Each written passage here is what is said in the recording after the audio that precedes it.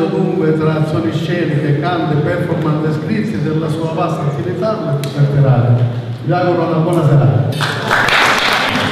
Buonasera a tutti, non so se mi sentite, si sente bene? Sì.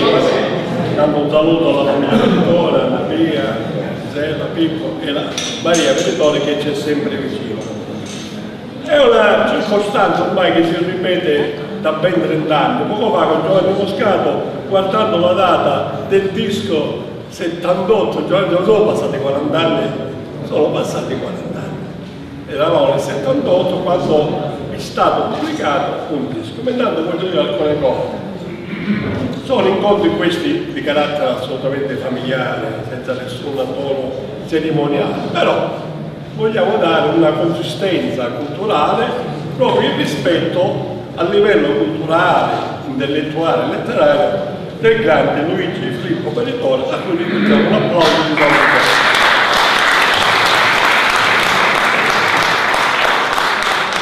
Dopo la morte di Luigi in questi anni tante cose sono accadute, abbiamo fatto tante attività, abbiamo fatto tante esperienze, abbiamo vissuto esperienze belle, anche voglio dire i figli, le famiglie e tutto il resto, e nel frattempo abbiamo perso anche tanti altri amici e per me è veramente doloroso dover testimoniare ogni volta la mancanza, l'assenza degli amici che ci lasciano.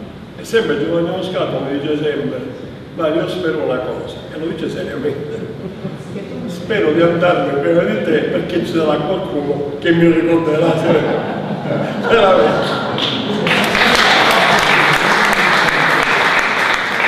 Perché ti rispondo sempre, tu prepara le fotografie, Giovanni, io ti rispondo sempre, prepara le fotografie e i filmati.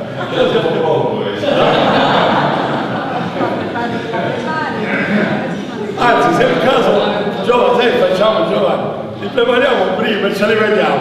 Guarda, sarebbe una cosa bellissima. Certo, Luigi Veritore si è andato dopo questo, in un momento di grandissima attività intensa, sociale, intellettuale, come grande professionista, ed era nel momento proprio, credo, di maggiore espressione intellettuale artistica. A metà degli anni 70 è stato un periodo di grande produzione letteraria e culturale, poetica, narrativa e anche, diciamo, drammaturgica. Questa sera vedremo infatti la serata un po' dedicata ad un'azione scenica da un'opera teatrale di Luigi Veritore che fu rappresentata alla Cavia San Nicola da una compagnia prestigiosa di Catania con Gianni Scuto, Nelera Canà e il grande Enrico Magistri. Passano molti anni, noi periodicamente assieme a Maria ci impegniamo a ricordare una figura, un'assenza importante quella di Luigi, perché oltre che essere un grande intellettuale era un grande promotore, diciamo, sociale e culturale. Io ho avuto il piacere di stare accanto moltissimo, tantissime attività le abbiamo fatte con Giovanni, con gli artisti della prima generazione. Io vedo anche nella sala Antonio Carucci e Rosario Leto, che una delle serate più importanti delle letture agrigentine dei primi anni 80 fu dedicata proprio agli anni difficili, un volumetto di discorsi di Luigi Veritore che ora vedremo comunque nella copertina. Tantissime attività, dicevo, e ci confrontavamo sempre con Luigi. E Luigi era uno molto puntiglioso, e chi non l'ha conosciuto, lo ricorda poco, puntigliosissimo. In tante attività che abbiamo fatto, lui era proprio una precisione assoluta. Ricordo un particolare, noi abbiamo fatto negli anni, fine anni 70, dal 75 al 76 in poi, abbiamo fatto tante che non ricordo più niente, ma proprio veramente, dei programmi per la RAI, per la sede regionale. Si chiamavano i programmi del decentramento. Uno di questi programmi fu dedicato alla provincia di Agrigento come titolo a Grappella, a terra di Agrigento, un altro ancora su Catania e poi su Enna. Luigi fu presente in tantissimi di questi programmi, in uno in particolare nel programma dedicato alla provincia di Catania, 12 puntate di un'ora, io ho chiesto a Luigi di scrivermi una ballata e scrisse Luigi la ballata di Peppa la cannoniera, una cosa rarissima che dovevo andare a recuperare, anche se è difficile, non abbiamo più le registrazioni.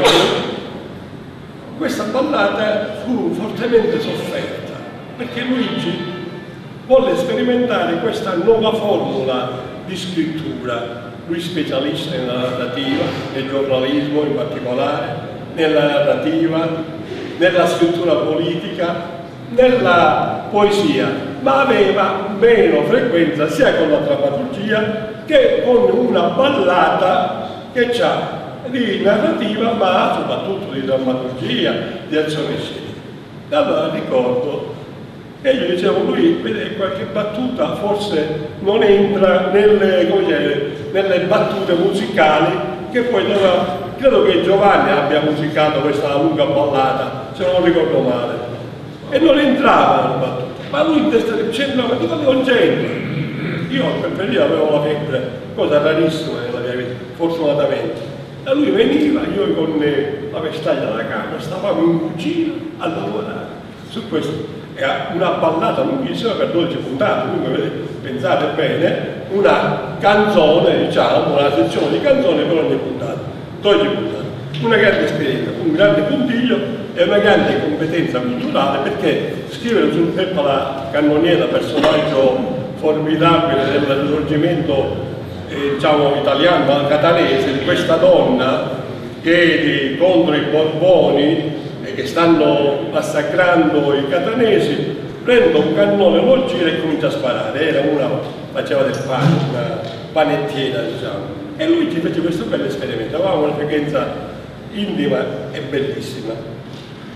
Una cosa che ha scritto veramente straordinariamente bella è l'introduzione, la presentazione di una canzone, di un testo di una canzone diventata per noi famosissima, aggiungendo da sempre. Contento cominciamo con questa bella testimonianza. E invito allora Giovanni Moscato e il maestro Toto Pumo ad avvicinarsi, accogliamo un applauso. Sentire intanto alcuni passaggi di questa presentazione di Luigi Peritone, bellissimo. Sì, devo dire innanzitutto, e ripeto, ieri c'è stato un incontro alla biblioteca comunale e ho detto che ero qua che montavo l'ufficio di Gigi all'azienda autonoma e nella qualità di direttore dell'azienda autonoma di soggiorno e turismo si è trasformato in un circolo culturale. Noi andavamo là e lui ci ospitava, si parlava ed era una persona con cui veramente si stava piacevolmente in compagnia e c'era sempre da imparare, da apprendere e da assorbire concetti e quella che era la sua filosofia di vita e la sua cultura, era una fonte inesauribile. Mario, io ho conosciuto Gigi tramite Mario perché loro erano compagni, amici sicuramente di vecchissima data e allora questo disco che vi faccio vedere, ora ho scoperto, proprio oggi l'ho ripreso per portare a leggere questa prefazione, questa presentazione che aveva fatto Gigi Peritore, ci siamo accorti che si parla di Natale 1978, quindi parliamo di quasi 40 anni fa. E questo ero io 40 anni fa, qualcuno dice che sono lo stesso, tu dicevi che nel tempo tutti hanno fatto qualcosa, io sono l'unico che non ha fatto niente e quindi sono rimasto tale e quale. Perché di questa copertina? Perché la copertina ce la finanziò Gigi Peritore attraverso l'azienda autonoma Soggiorno e Turismo, quindi partecipò alla realizzazione di questo nostro sogno, che era quello di realizzare un disco, ed è un disco dedicato alla città, ad Agrigento, ed è questo qua. E lui è stato artefice della realizzazione di questo nostro sogno e gliene saremo sempre grati. Agrigento da sempre. Strade anguste, delimitate da erbacci affioranti, dai lati, come ora insomma, in altre parole, su cui le screpolature del vecchio intonaco dei muri, umido di pioggia recente, disegnano figure e macchie irreali. Percorro lentamente il vecchio quartiere della Bibirria di Agrigento, ma sempre avvolto in un torpore grigiastro autunnale. Sì. Per quelle strade scoscese, pavimentate con larghi lastroni di selciato, rivivo attraverso la trama dei sentimenti affettuosi bisognanti l'infanzia di quei luoghi scandita dalla vivacità di frotte di ragazzi grigi di polvere che si fermavano dinanzi ad un palazzotto chiaramontano un po' più giù in via Monte dei Pegni. Nel ricordo torbido dell'adolescenza ricompongo la fila sgranata di uomini, per lo più militari, che aspettava davanti all'ingresso di questo palazzo, fiocamente illuminato da un'incerta lampada sulla porta. Da dietro le persiane si percepivano, alle volte, parlotti confusi di sbigli, risate ammiccanti, voci forti e decise. Vado avanti sulla via Duomo, a invece palazzi imponenti dalle balconate intarsiate di arabeschi. Da qui si dipartono a raggiera vicoli e straducce che scendono giù fino alla via Atenea, e qui in uno di questi palazzi venivo a visitare un sacerdote eminente maestro di latino e greco che ai miei occhi di adolescente, con le sue ansietà idealistiche ma pure torbide di desideri e di inquietudini, appariva un elemento formidabile di forza nella vita. La sua solitudine, ben protetta dall'austerità di quel quartiere, emanava fascino e forza insieme. Ecco la chiave di lettura di questi vecchi luoghi agrigentini, dove la presenza misteriosa del male e del bene sembra poter essere Ecco la chiave di lettura di questi vecchi luoghi agrigentini, dove la presenza misteriosa del male e del bene sembra poter essere colta nel suo nucleo più segreto, ma con delicatezza e profondità. Natale 1978, Luigi Filippo Peritore. Bravo.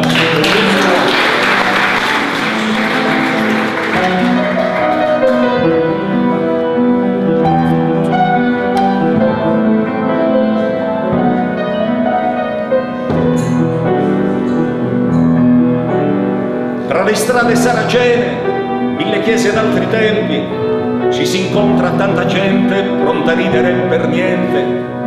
C'è uno sguardo malandrino, un carretto ormai in disuso, l'osteria dal buon vino, la locanda fuori uso. Agrigento da sempre, vecchie case e balconi, coi ricordi ricorda principati e blasoni. Oh, oh, oh, oh, oh. Riverisco Marchese e Giambertoni, la ossequio barone Fifi Agnello. Eccellenza, ma prego, prima lei, non mi permetto, Gran Galà al mio palazzo, venga pure il collandolo.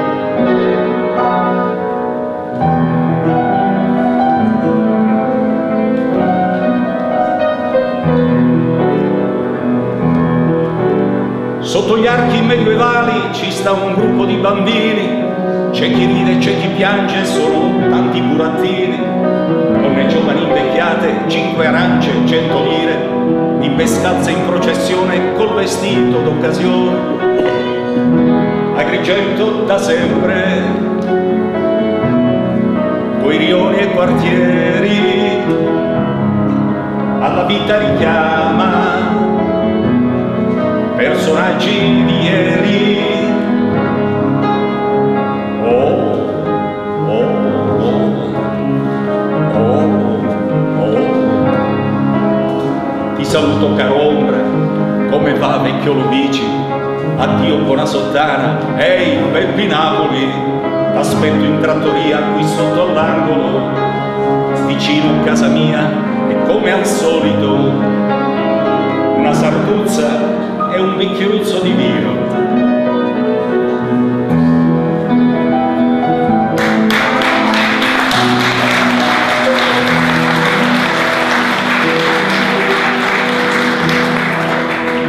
Perché mamme sul sagrato, un turista a 3 colonne, manovali a San Giuseppe, giochi a bocce da Zipeppe.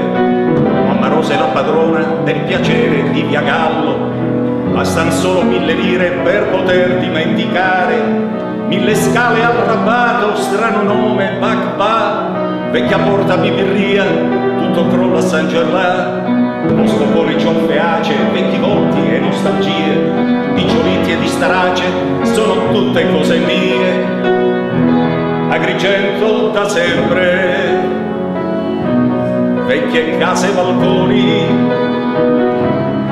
coi ricordi riporta, principati e blasoni. Agrigento da sempre, coi rioni e quartieri, alla vita richiama personaggi di ieri. Agrigento da sempre, Agrigento da sempre.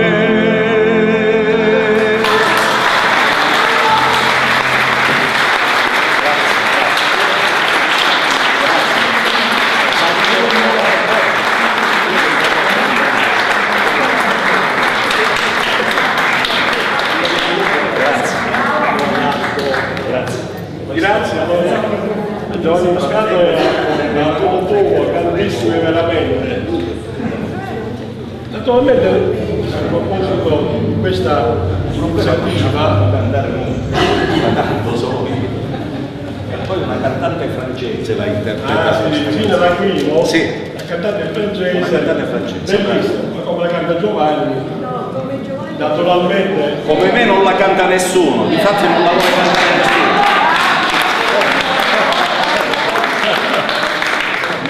Che non si può seguire assolutamente, da 21 anni, difatti da 21 anni che cambio canale,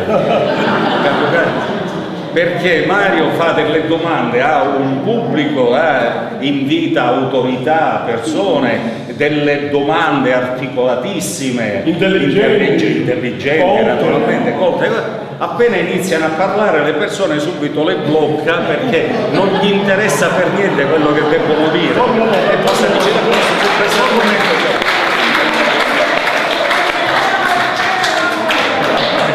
Quindi questa è la caratteristica di Punto Fermo, è un programma unico nella storia d'Italia. La testimonianza, un mio grandissimo amico, proprio un lievissimo quando dico io, un mio grande amico personale, che è stato un grande amico di Luigi Peritore e che oggi è stato impossibilitato di essere presente, mi ha scritto: caro Mario, ho ricordi precisi di Luigi Peritore, essendo io stato consigliere di amministrazione dell'azienda di turismo e aver vissuto periodi intensi con il direttore Luigi Peritore. Il dottore Peritore aveva la grande capacità di conoscere persone, storie e costumi profondamente. Precisa e meticolosa la sua funzione direzionale del turismo, dal punto di vista umano. Sì, grazie. Grazie, io ti salvo, ringrazio sempre. Grazie.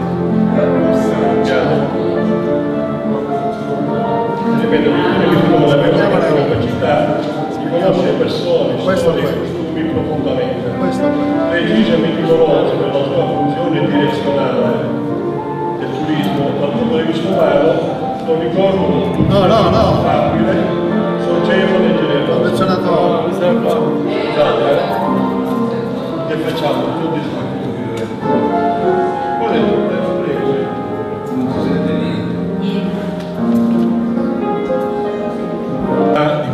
persone, storie e costumi profondamente, precisa e meticolosa nella sua funzione direzionale del turismo, dal punto di vista umano non ricordo lucidamente affabile, socievole e generoso.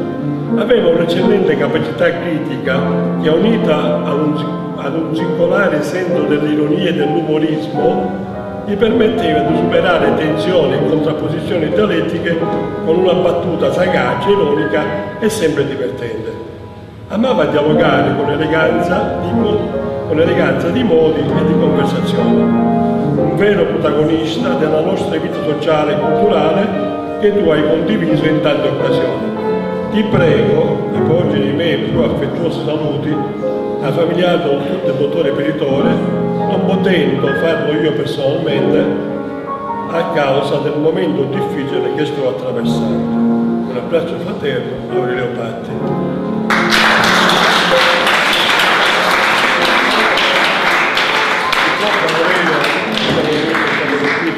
Da un secondo gravissimo dolore contro la perdita della dolcissima Monicchi. Proprio oggi ricordo l'anniversario della perdita del grande affascinante Marco. Chiederei al maestro Carisi di spostarsi e al maestro Cacciato di spostarsi nella zona della prima fila. Dico, deve lasciare un po' questo spazio perché dobbiamo commentare, Andrea, delle immagini storiche relative alla vita e all'attività di Luigi Peperoni. Da qui però, perché da lì... grazie, scusate, grazie. Mi sono un po' commosso, non vado a leggere questa nota di Aurelio. Allora, Andrea, con il maestro Cacciato, prego.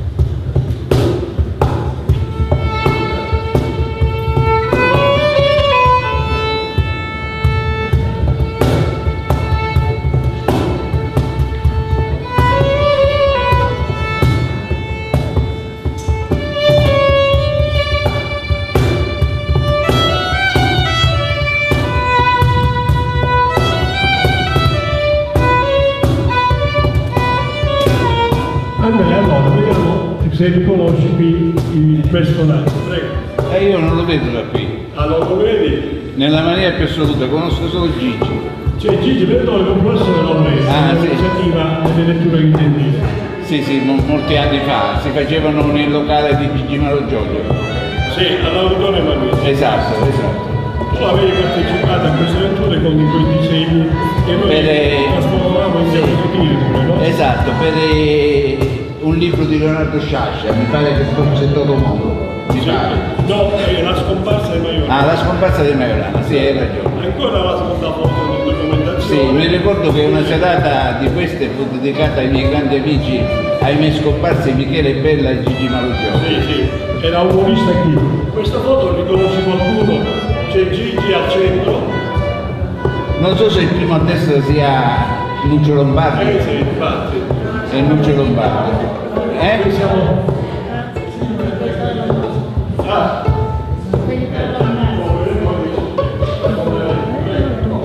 Questa foto me l'ha portata Paolo di Po, tempo fa. Il primo a sinistra è Andrea Carnero, al centro di Lombardo, e poi il nuovo Lombardo, come grazie, no, ci vedrà andiamo avanti. Questa è una foto anche storica, qui ci sono pure io, credo che siamo al centro Pasolini. Ma io non me li ricordo. A sinistra. Non me li ricordo questi scaffali al centro Pasolini. Comunque tu dici al centro Pasolini. Questa è scattata da me, conosco Ma non si vedono da qui. Mario, questa l'ho scattata io, Ah sì, questa foto è di Diego Romeo. Eravamo nella biblioteca al Via della Vittoria allora. Hai visto? Ma era ancora? Prego. Ah, qui vedo che c'è il caro amico e me scomparso Dino Greco sulla scala a sinistra e Gigi che taglia il nastro ad una mostra che è stata fatta all'Auditorio Mamici, una mostra di pittura. Si intravede nello sfondo anche Nicola Greco, il padre di Dino. E Pippo è così, sembra che sia l'anniversario della sede. Qua devo dire ancora non mi male. Questa foto non è ancora. Però voglio dire segnalarti, Andrea, dietro Dino Greco, proprio attaccato alla petta a destra, sì, c'è Enzo Jacopo Bonelli. Ah, addirittura, Enzo Jacopo Bonelli, dov'è che lo vedi tu? Con gli occhiali scuri, guarda. Ah, ma mi pare troppo basso per essere Enzo Jacopo No, Bonelli. è sul gradino. Ah, sul gradino, va bene. E la ragazza chi è? Questo non lo ricordo, non lo ricordo più perché non era entrata. L'altra foto, lei. E questo è il librettore, quelli che nel centro del caos, a parte letterario del Vincenzo, di Pino Barro. Andiamo ancora avanti. Quello dell'amore. Gigi prega con suo elegantissimo vestito bianco l'ingegnere Antonio Vita. Eh sì, Antonio Vita, che era un imprenditore di punta di Agrigento di quel tempo. Andiamo ancora avanti con la nostra foto.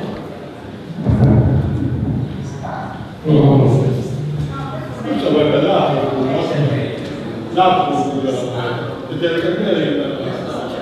vediamo l'altra foto allora. Ancora un'altra foto. E questa è una riunione, io riconosco Domenico Zaccaria accanto proprio a Luigi Veritore. Altri, vediamo Pippo, forse, scusi che so. Pippo, li ricordo qualcuno? Ah, il microfono. Come si vede?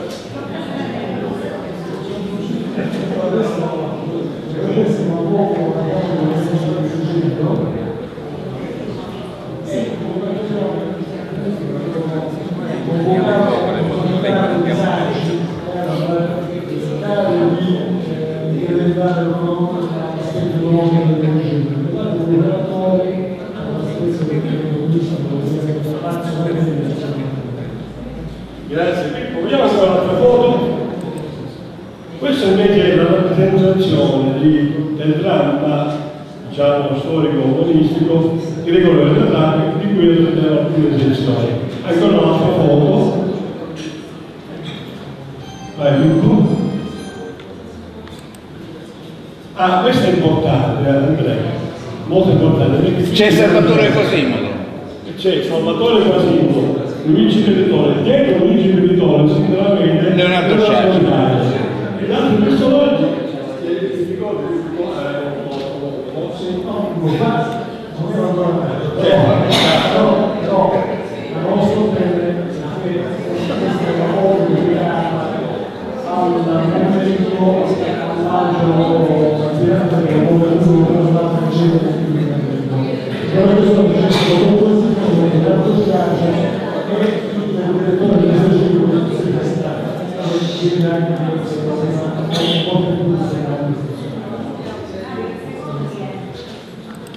e questa è una, qui siamo al Museo Archeologico nella sala convegni sopra una delle tante. Sì, prego. Un incontro con il visitore russo che in un momento non fa del centro. Qualche sessione dopo fatta a Mosca e fece parte della delegazione della proposta del Museo Universitario di Francesco delegazione di Mosca Paolo Bertone. Uno che trovo molto apprezzato dal visitore russo e dove per gli anni è stato replicato questa relazione settimanale in Italia. Bene. Andiamo avanti, Giuseppe, vediamo ancora come questa è l'ultima che abbiamo, come foto, questa è la collocazione Della pietra di Marino Mazzacurati, dove ci sono le ceneri di Pirandello. naturalmente non riconosciamo nessuno. No, è troppo piccolo. Sì. Tu ti ricordi questo periodo, Andrea? Io me lo ricordo vagamente me lo ricordo. Mi ricordo quando venne ad Agrigento lo scultore Mazzacurati, perché era uno scultore importante, perché aveva fatto un celebre monumento che nella storia dell'arte in Italia è il monumento del partigiano a Parma. Lui era lì era nato dalle parti di Codigoro nella Bassa Polesine. Bene, Andrea, vediamo Ora siamo assicura sullo scrittore della nazione che è incaricato di realizzare un nuovo edizione presso Casa Natale dopo diversi giorni di lavoro e complementi non riuscì a realizzare nessun momento, però decise di fare una pietra che ha poco assolutamente. In quella pietra furono collocate le ceneri. Tutto questo che è scritto nel nuovo racconto della parte Pirandello, la maschera di Pirandello al caos. E più volte lascio il libro che procederemo a vedere le copertine dei volumi di Lombardi. No, ce n'è un altro. Ah, ce n'è un altro, va bene. Qui c'è il proprietario di studi, Nuccio Lombardi, il secondo da sinistra, no? No. Non è lui? Pippo, vediamo se tu ricordi questa volta. C'è Gigi in scena con il Giro del Rana. La serata conclusiva del programma radiofonico della RAI era in cappella e la Cina Terra del Grigello, un programma di 12 puntate con la provincia. Questa fu la prima e tutto lo staff direzionale, dirigenziale della RAI appena da Grigello per assistere a questa cerimonia fondamentale nella storia della programmazione RAI radiofonica del decennio che conosci. Andiamo ancora avanti, allora Pippo. Ancora avanti. Prego. L'ultima pubblicazione dove siamo d'accordo sui opere che lui aveva già scritto negli anni 60, non pubblicato. aveva tenuto nel cassetto, poi ci dobbiamo lavorare probabilmente le avrebbe riviste, perché possiamo dire che sono le opere molto definitive, dei romanzi che sono stati aperti. Questa è la racconta molto simile, e quindi è uscito proprio il giorno di è un insieme di racconti storici dedicati alla circenza di ideologia.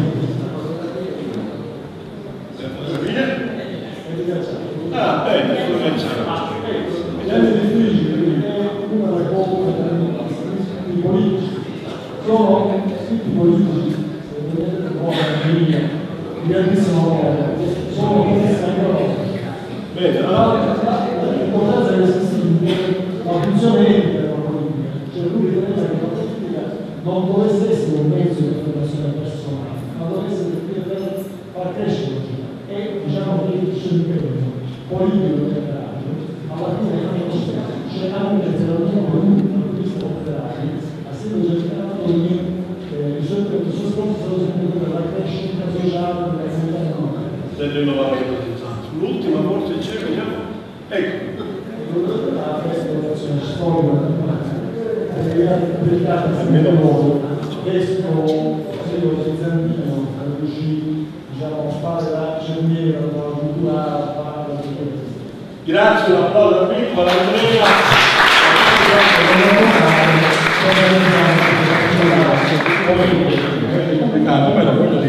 Proprio storicamente fondamentale. E proprio a Gregorio delle Rape noi dedichiamo ora una sezione particolare, proprio un'azione scenica, abbasso il proprio microfono per l'attrice. Va bene. Prego. Suo padre. Bene, allora dicevo perché presentiamo un'azione scenica con gli attori del teatro. Matteo Mattina e il mio giovane assistente professore Giuseppe Portallese, prego. Ancora l'accusatore invece è il bravo e scintillante Angelo Cinque, prego, anche un applauso, dai, diciamo.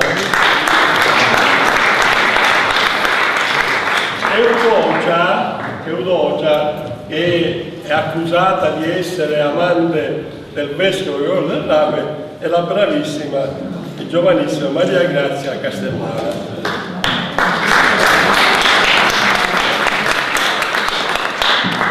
Ed ancora, da questa parte Maria, ed ancora Monsignore o il vescovo Gregorio del Rape, di cui ora narreremo una breve storia, il bravo Giuseppe Cavallo. Prego.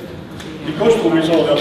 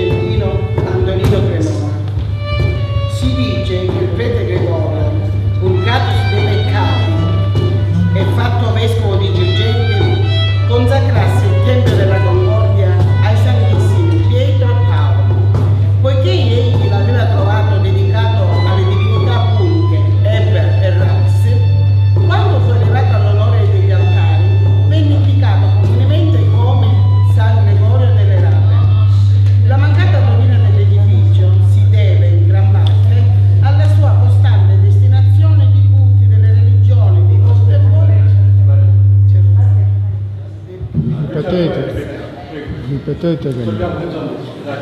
Scrive lo storico agrigentino Antonino Cremona. Si dice che il prete Gregorio, purgatosi dei peccati e fatto vescovo di Girgenti, consacrasse il Tempio della Concordia ai Santissimi Pietro e Paolo. Poiché egli l'aveva trovato dedicato alle divinità puniche Eber e Raps, quando fu elevato all'onore degli altari, venne indicato comunemente come San Gregorio delle Rape. La mancata rovina dell'edificio si deve in gran parte alla sua costante destinazione ai culti delle religioni di volta in volta dominanti nella città. Si sa che nel 462 d.C. esso era cattedrale e lo rimase ancora per più di un millennio. Il vescovo agrigentino San Gregorio, che alcuni sdoppiano con altro della fine del secolo VII, contemporaneo di Papa Gregorio Magno, è il più alto rappresentante della cultura siciliana tra i secoli VI e VII. Ma per Gregorio delle Rape non fu vita facile. Giovane prete, quando si rese vacante il posto di vescovo di Agrigento e fu segnalato il suo nome per le numerose opere di beni e di carità di cui fu permanente benefattore, i suoi avversari gli gettarono addosso tante calunnie che il povero Gregorio fu sottoposto a processo dal Gran Sinodo della Chiesa Romana. Qui, eccomi nella mia città, come uno straniero, senza sapere come e perché sono stato accusato. Una ragione deve esserci, ma va al di là del mio limite mentale. Sarà forse una congiura degli ebrei o di chi altri? Posso tentare di resistere ancora perché sono convinto che il popolo è ancora con me, ma per quanto tempo ancora? Gregorio, fuggi, fuggi, per carità, ti accusano di essere il mio male. Il Papa ha emesso un nuovo decreto sul celibato dei preti. Rischi la condanna dei lavori forzati a vita. Non temere, Eudocia. Saprò difendermi dalle calunnie. Costringerò i miei calunniatori a venire allo scoperto. Ma essi, quelli che vogliono impedire la realizzazione del tuo obiettivo di conciliazione delle fazioni curialistiche opposte, hanno tramato e ordito una macchinazione contro di te. Sono coinvolta e non posso uscire. Fuggi, fuggi, ti prego. La religione non è morta e quindi nemmeno la ragione e la speranza, ma non posso fuggire davanti alle calunnie. Ho il dovere di difendermi per l'abito che porto, per tutte le persone che ancora credono in me, per la dignità della mia Agrigento, ma non cadiamo nel melodramma.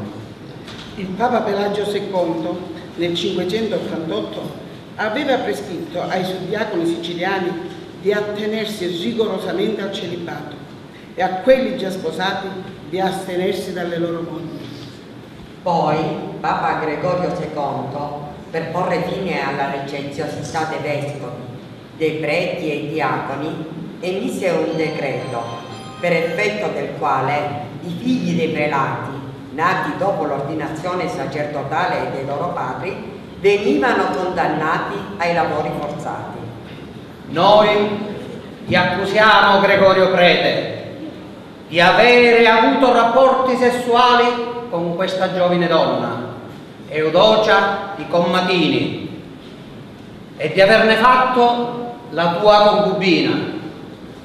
Tu la possiedi carnalmente, ma essa è posseduta nell'anima e nel corpo dal demonio.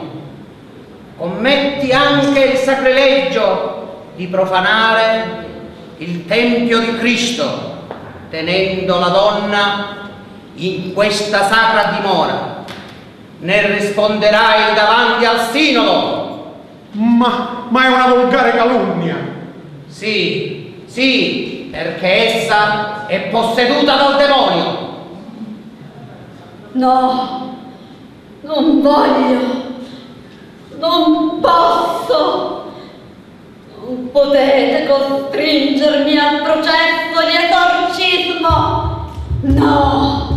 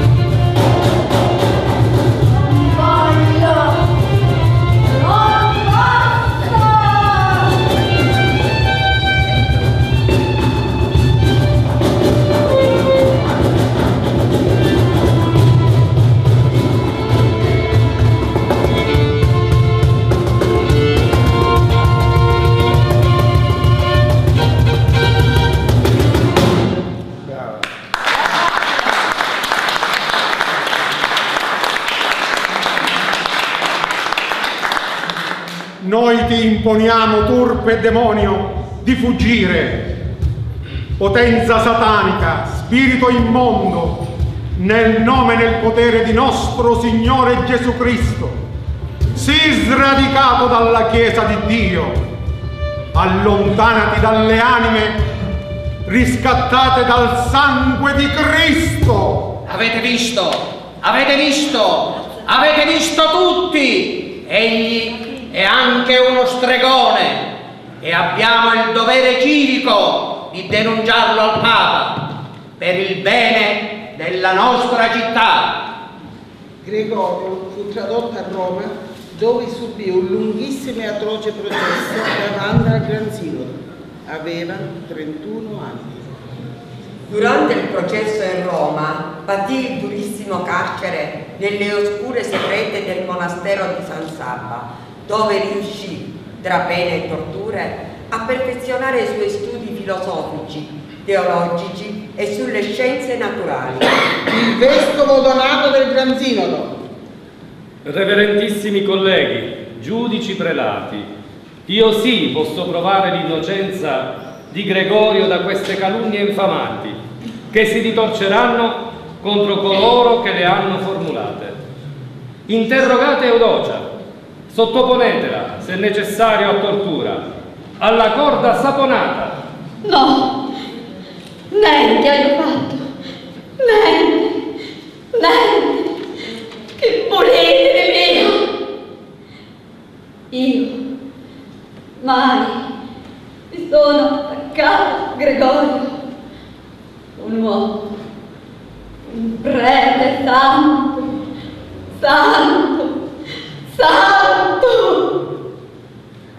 Gregorio è stato accusato anche di stregoneria. Ebbene, egli ha scritto contro gli astrologi. Sostiene di non credere al corso delle stelle, ma alla libertà della volontà dell'uomo di scegliere il male o il bene, se non interviene la grazia divina. È un grande filosofo, come il suo concittadino Empedocle, che sebbene pagano fu animato da un profondo spirito precristiano. Empedocle infatti sostiene che i venti non sono causati da eventi straordinari come credevano i pagani.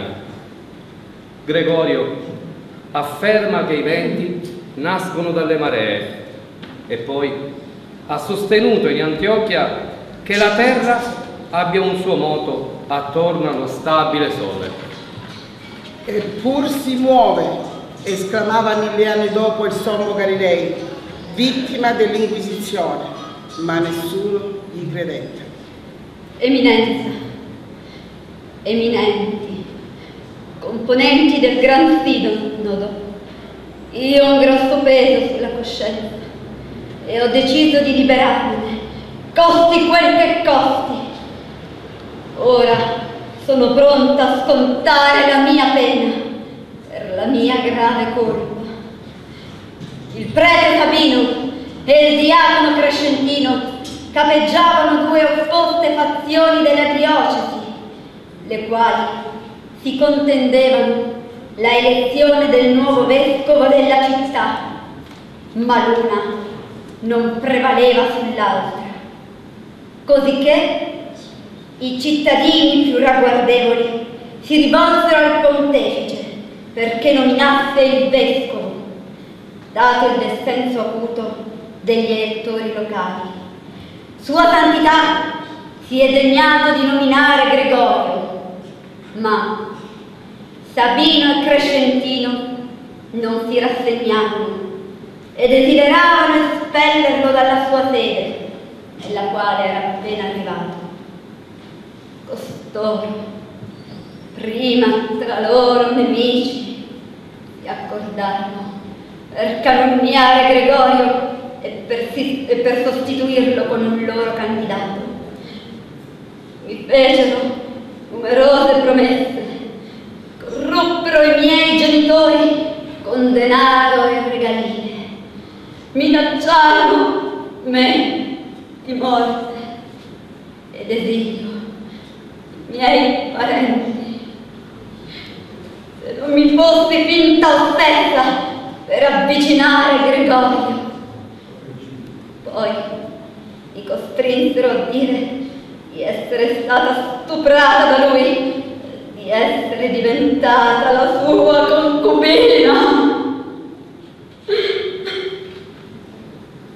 I volti dei calunniatori furono visti diventare neri all'improvviso e le labbra tumide, sicché fu detto che da quel momento gli scendenti dei calunniatori portassero il marchio del colorito nero sul viso. Erano invece i primi arabi che si affacciarono in Sicilia, destinati da lì a poco a fare la loro parte di storia. Proclamata solennemente l'innocenza di Gregorio, il Sinodo ne decreta la libertà, bandisce Sabino nella Tracia, Crescentino nella Spagna e rende schiavi gli altri accusatori, cui volti divennero neri per la rabbia e persero anche il diritto di parola. Il popolo agrigentino, conosciuta la sentenza, corse furibondo nelle case di Sabino e Crescentino e vi appiccò il fuoco fino a distruzione completa.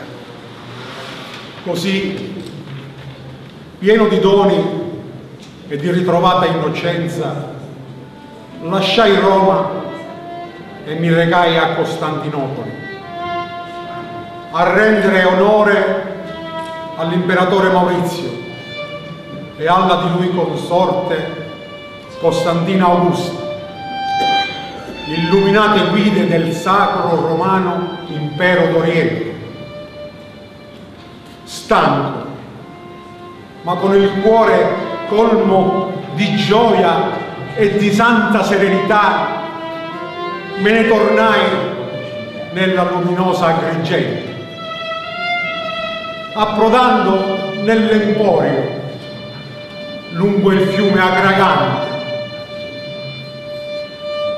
nella mia città,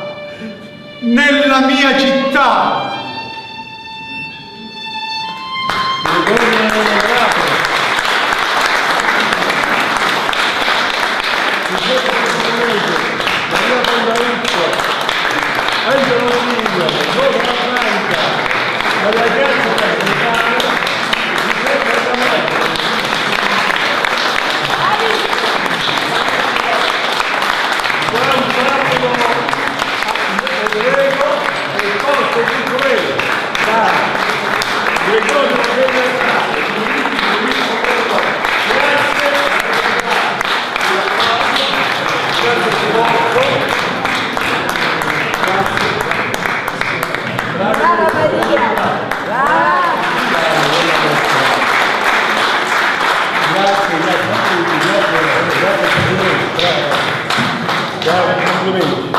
Una poesia bellissima è Le fiaccole delle notte, che Giovanni Moscato e Salvatore Pumo hanno musicato tanto tempo fa. Abbiamo presentato questa canzone, non ricordo, per il ventennale della scomparsa di Luigi Beritone, e oggi la risentiamo. Anzi, sentiamo Giovanni che leggerà con il sottofondo del grande Salvatore Pumo la poesia e poi ci farà sentire la nuova composizione. Prego Giovanni. Bene.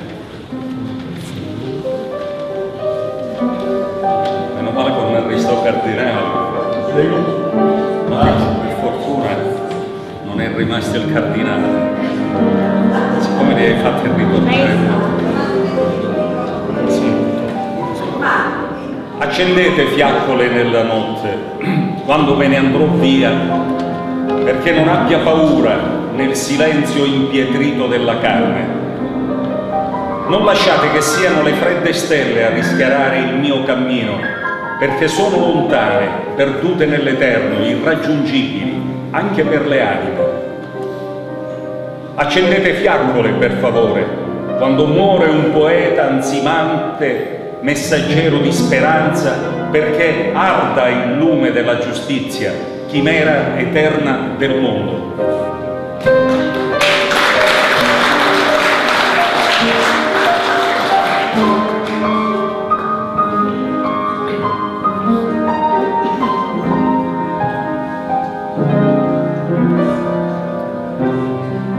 Accendete fiaccole nella notte,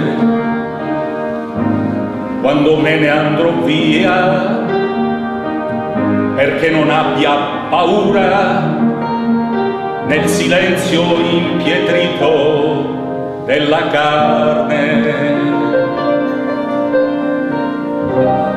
Non lasciate che siano le fredde stelle a rischiarare il mio cammino, perché sono lontane, perdute nell'eterno, irraggiungibili anche per le anime.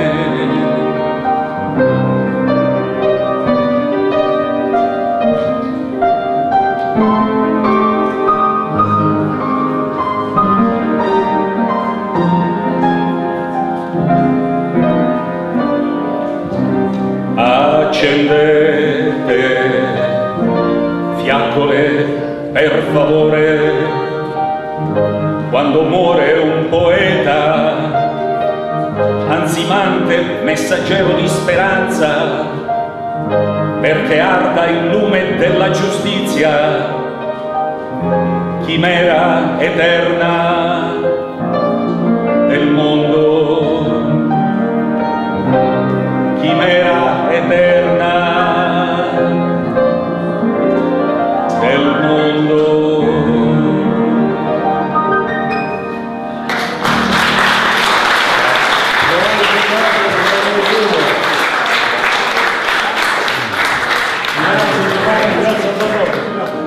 Voglio dire che qualcosa non la ricordo perfettamente, qualche passo l'avrò inventato sul momento, quindi potrebbe anche diventare un'altra canzone.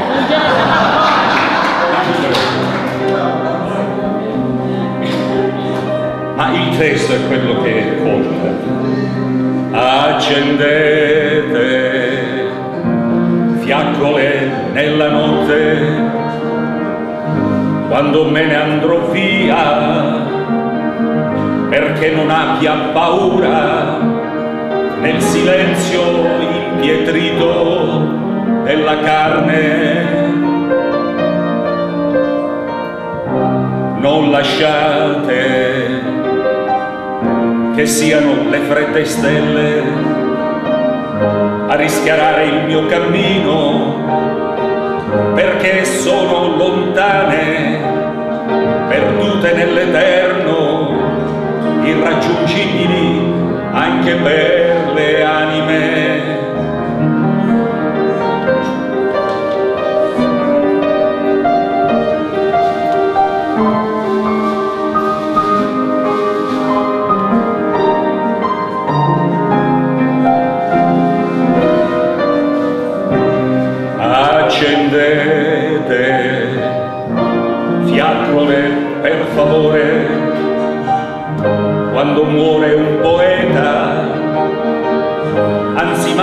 messaggero di speranza, perché arda il lume della giustizia, chimera eterna del mondo, chimera eterna del mondo.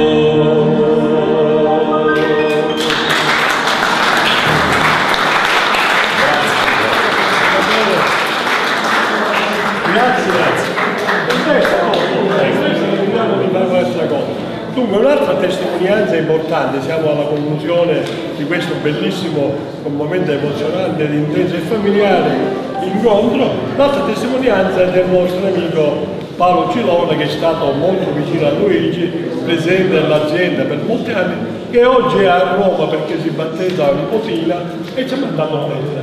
Giuseppe Mosalletti. E Totò mi fa un sottofondo pienissimo. Mettiti qua.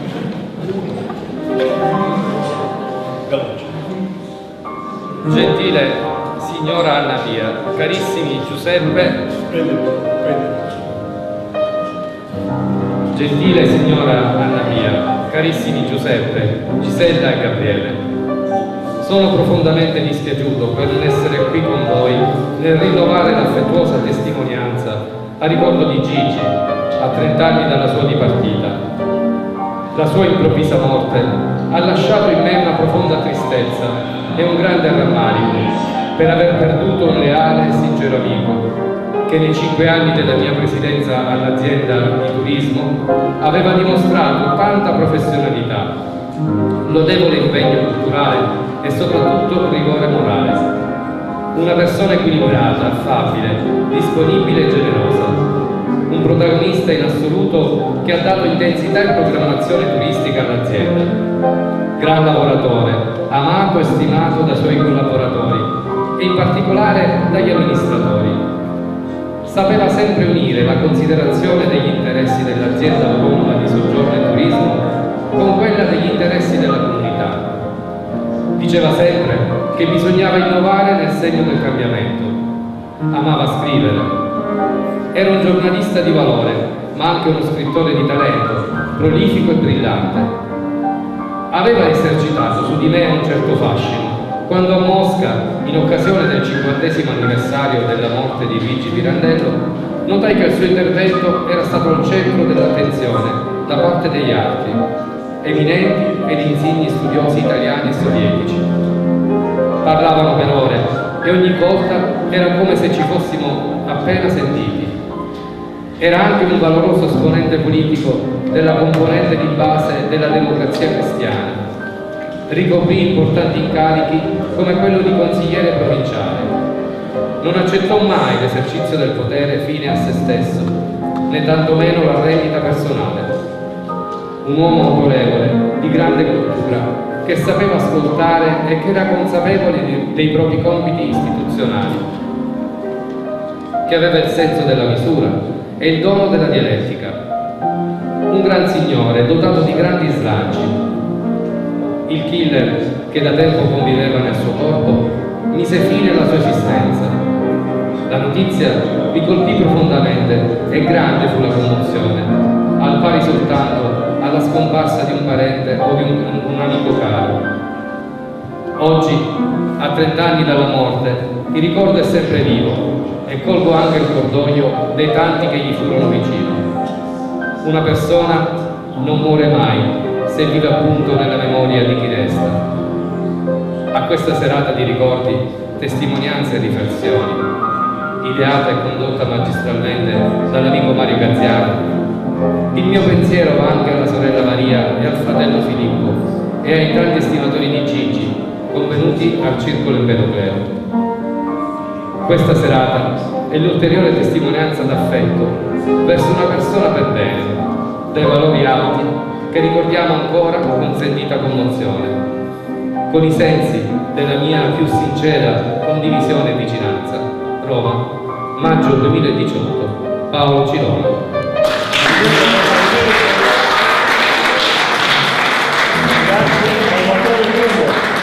Bravo maestro! Bravo!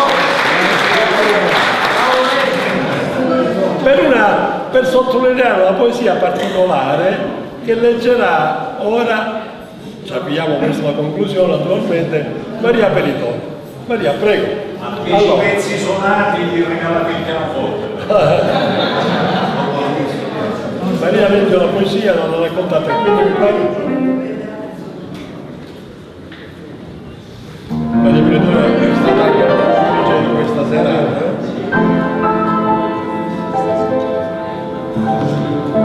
Prego Maria. Salvatore Botto. Piano, il pianoforte piano che non si sente. Mario, ti voglio ringraziare sentitamente per queste emozioni che ci hai regalato stasera. Sei veramente un amico fraterno. Ma voglio ringraziare Pippo Adamo, il nostro presidente, che ha voluto accogliere nel nostro circolo questa serata. Che dire, dei grandi artisti, perché veramente siete bravissimi. Io li ho visti provare e ho visto che hanno dato il meglio, con tanta passione. Grazie amici e grazie anche a tutti gli amici presenti, tutti quelli che hanno partecipato. Testimoniate veramente che mio fratello era un grande uomo e io adesso, presa dalla passione per aver visto recitare questi attori, mi permetto di leggere una poesia di mio fratello, una poesia che forse in pubblico non è stata mai letta, ma che per me è la testimonianza della profondità, perdonate la presunzione, della profondità dell'animo di mio fratello e l'eleganza dei suoi versi. È una poesia dedicata a un filosofo, al filosofo Robert Musil, l'autore del romanzo L'uomo senza qualità, e questa poesia inizia proprio con la massima del filosofo. Perdonate se sono emozionata, spero di leggerla bene, il regista mi boccerà o mi promuoverà, non lo so. Scrittura lei, non ti preoccupare, tutto scritturato. La verità non è un cristallo. Non si sente, un momento, la verità non è un cristallo. Prova questo microfono, guarda. Forse Totò. Grazie. Forse l'applauso.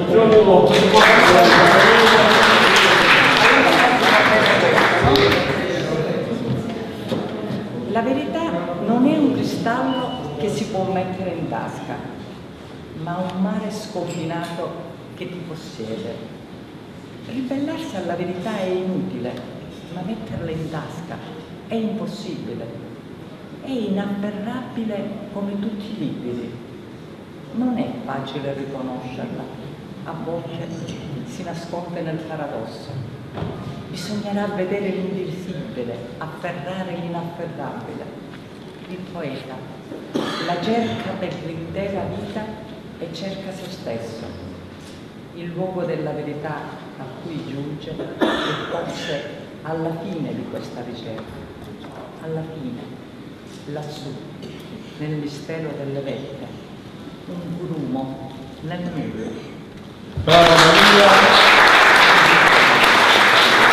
Maria veniva leggendo da diversi anni nel suo ruolo di questore vicario della questione agricola. Prego, Pippo.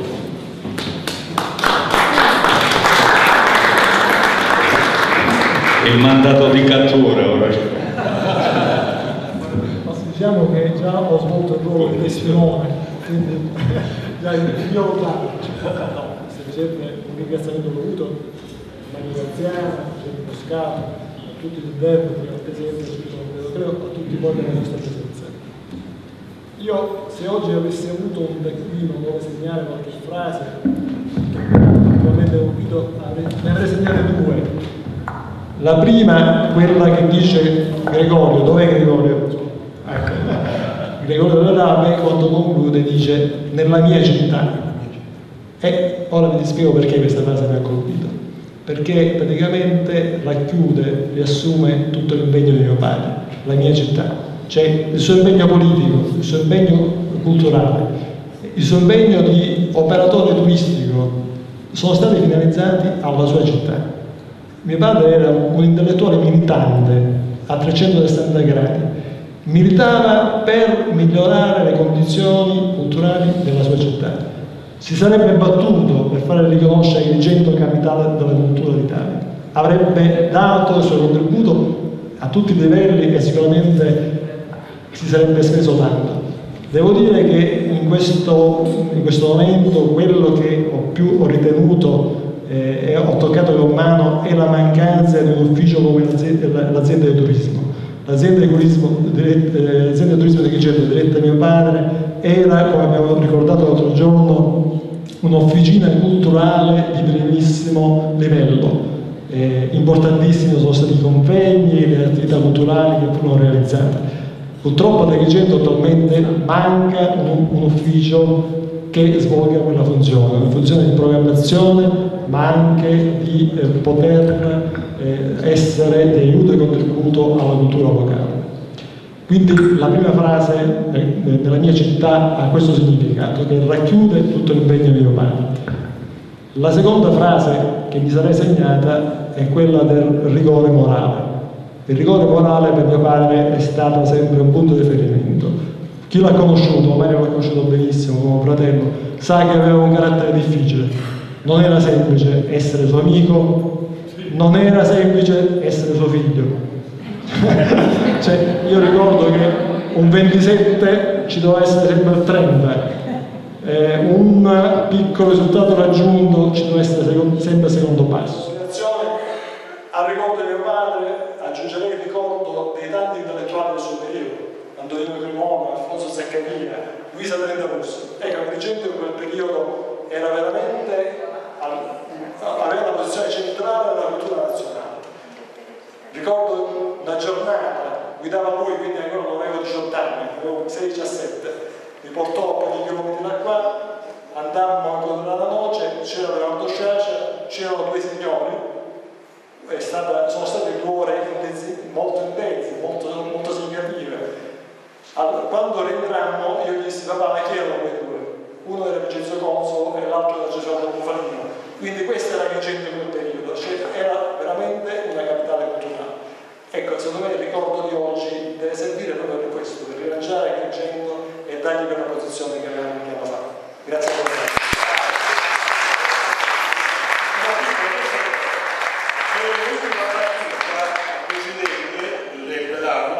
Però siccome avevamo previsto l'esecuzione al violino di La Via dei Rossi come conclusione, vediamo come facciamo. Pianoforte e violino, no? Prendi il violino, Pablo. Si stanno mettendo d'accordo i maestri. Noi che facciamo? Allora, Pippo, a te il microfono. Per dire, credo che è stata una serata, diciamo, molto interessante e la ricordazione vissuta con grande interesse. Io ringrazio tutti i partecipanti e ringrazio il la famiglia Benetole per aver scelto questa famiglia. Grazie a tutti. Grazie a tutti gli artisti, grazie a famiglia Benetole, a Maria Capia e la moglie, Gisella, Maria Benetole, Pippo, un saluto a Gabriele con il quale sono in contatto quotidianamente. Allora, alzandoci accompagnati dalla musica La Via dei Rossi, che era una canzone che ci piaceva moltissimo. Prego, maestro, grazie a tutti.